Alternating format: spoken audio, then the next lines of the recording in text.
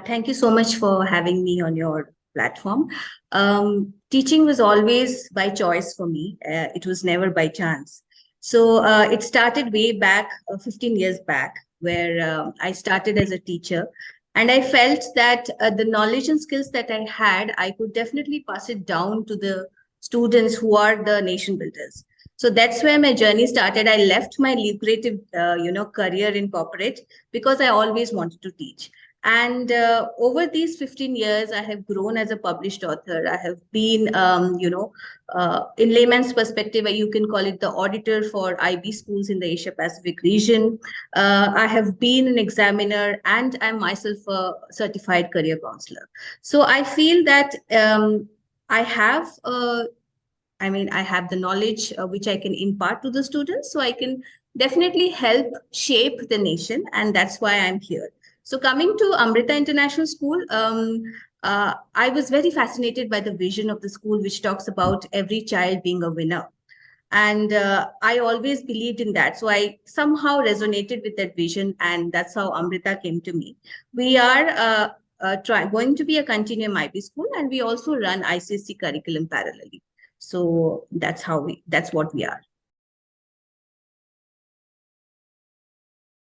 I would be more than happy to throw light because I always believe in spreading the awareness, because the awareness about IB curriculum is not that much. And hence there's always a dilemma, among the parents to understand whether to choose IB or ICSE or CBSE.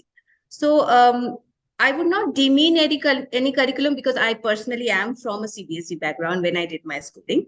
But the only thing that differentiates IB as a curriculum is IB focuses on the why rather than the what.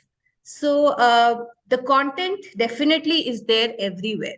But how do you bring in the content in the classroom is something that IB has the USP, I would say. And it's a very learner-centric curriculum. So the entire learning revolves around the learner rather than the teacher coming and delivering and then exams or assessments happening.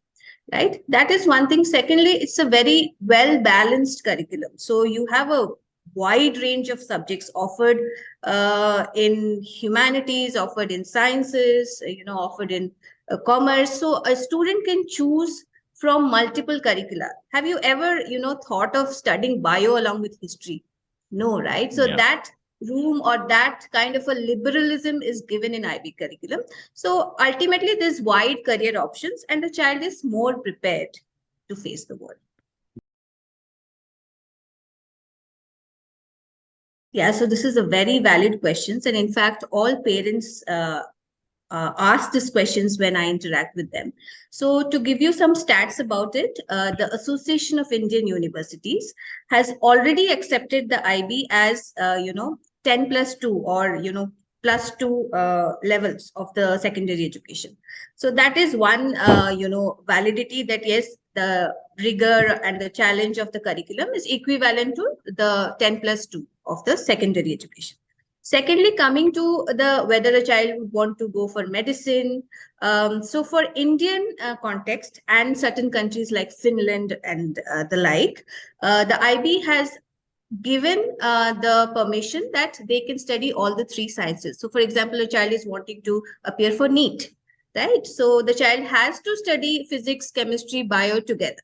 So that deviation is there in the IB curriculum, looking at the context of the country. That's why it is a global curriculum. So it has taken into account many other countries which follow a similar approach. And for engineering and other programs, definitely they have their own entrance examination, which a student can appear based on the timelines of those universities.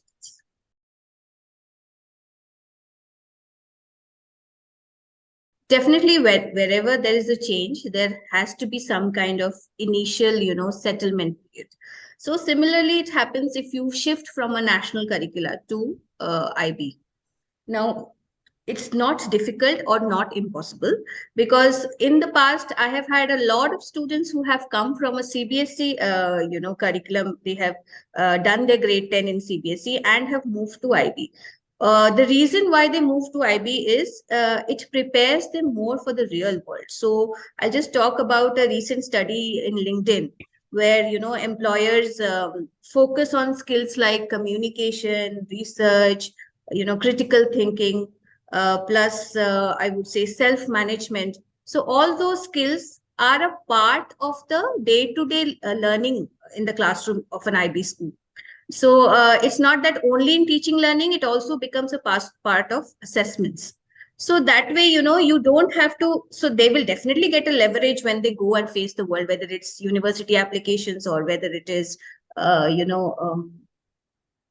going for their jobs, right? So that aspect definitely has to be spread more among the parents, which will help them to make an informed decision. Secondly, as I said, anyone can move from a national curriculum to IB, but believe me, once they are in IB, they don't want to go back. The reason is it is not only focused on the C, which is content, it is also focused on concepts and also focused on context, which is very different from a traditional classroom. So I can say that context, in the sense, now if a child wants to learn algebra, he would be first told what is the need of algebra in a real life, right? So the context of that, through any activities, through role plays, through videos, is something that we drive in the content. So that's how the shift happens gradually. But of course, they can always move from a national curricula to IB.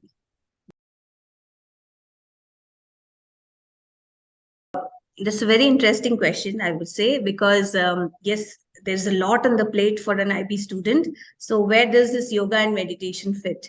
So yoga and meditation has been a part of all Amrita schools so far. The reason is, as research says, that yoga releases your stress.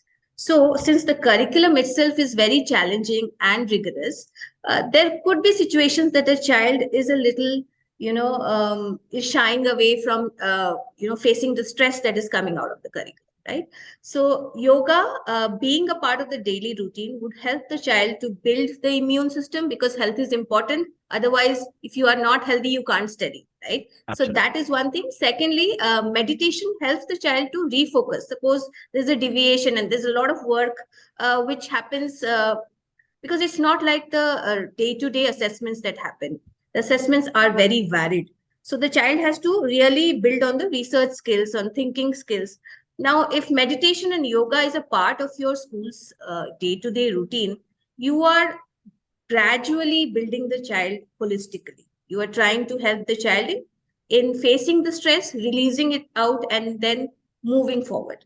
So we felt that keeping it a part of the curriculum would not only be a add-on on the plate of complexities that is there, rather it would be other way around. It would be like helping the child to face the complexities, challenges, finding solutions, and face the real world. Yes, there are a lot of things that are not in the website. So currently we are MYP candidate school and PYP authorized. We are planning to bring in DP very soon, in 2 years, 3 years or so. And we have a very good residential thing that is coming up. So talking about the infrastructure, then moving on, we believe that education should be a three-way thing. So the involvement of parent, student, and teachers should be equal. So we have something known as Parent Advisory Committee, where we get to see what we are offering as a school for the development of the child, how it is seen from the other end. We also take up their suggestions. We have a very personalized career counseling program that we are building for every child, because we believe that every child is a winner. So, and every child will not fit into the same basket. So we have to give them a best fit platform where they can grow. So a very personalized career counseling program is something that we are looking at. And our teachers are extremely trained and friendly towards the students. So you can call that the teachers are more like buddies to them. So that is something that you will not find in the website. So I feel the culture and the homeliness is something that a child would look into, because building the connect, and then focusing on academics is definitely our priority.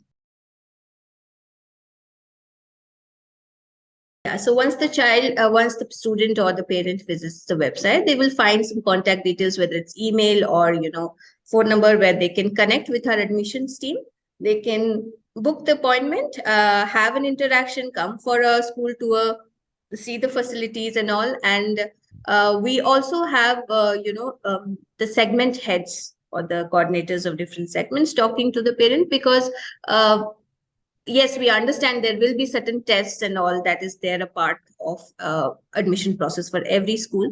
But beyond that, we try to understand the child, because at the end of the day, we have to develop a personalized program for the child. Yeah. So to understand the child better from an emotional and academic point of view, we have our segment heads who interact with the parents, interact with the students. We also, spread awareness among the community in the vicinity. So we call the parents who are not a part of our school, but our parents, to give them awareness about the curriculum, because I feel IB believes in spreading the awareness in the community. So that's also a part of our, awareness program. So once they are in the school, they can always, connect with me, connect with all the heads, and understand the school, understand the different curricula we are offering, and then make an informed decision.